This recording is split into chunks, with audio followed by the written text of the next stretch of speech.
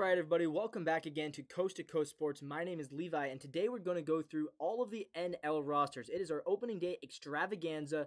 I'm doing 3 episodes. All of them are going to be all MLB related. We're going to go through every single roster, and the way I'm going to do this is I'm introducing a new grading scale to my, I've tried very hard over the years to grade MLB teams and to predict the MLB, and I've never gotten it right. So this year, here's what I'm gonna do. It's gonna be a very simple system. I'm gonna give out points.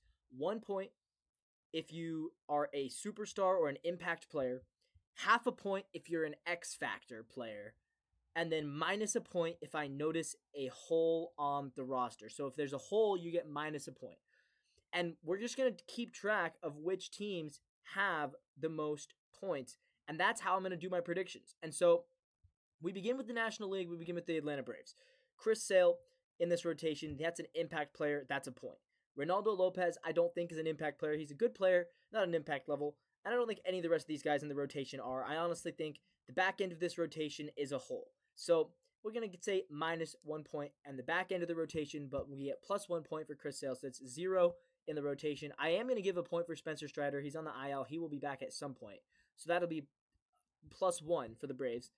In the bullpen, I think Raisel Iglesias is an impact player, so I would give that 2 points, and then Robert Suarez as well, so that brings them up to 3 points. I do think the back end of this bullpen could use a little bit more, but I'm not going to take away anything. I don't think there's necessarily a hole there. I think Drake Baldwin is an impact player. I would give him I think he's an X factor. I think Drake Baldwin is an X factor, and I think Sean Murphy is also an X factor.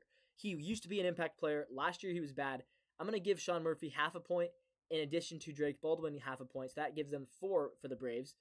First base, Matt Olson is an impact player. That's 5 points. Ozzie Albies at second base is also an impact player. So that's 6 points. And Austin Riley is an impact player as well. So that's 7 points. I don't think Mauricio Dubon is an impact player. I also don't think Ha-Seong Kim is, but I think Ha-Seong Kim is an X factor.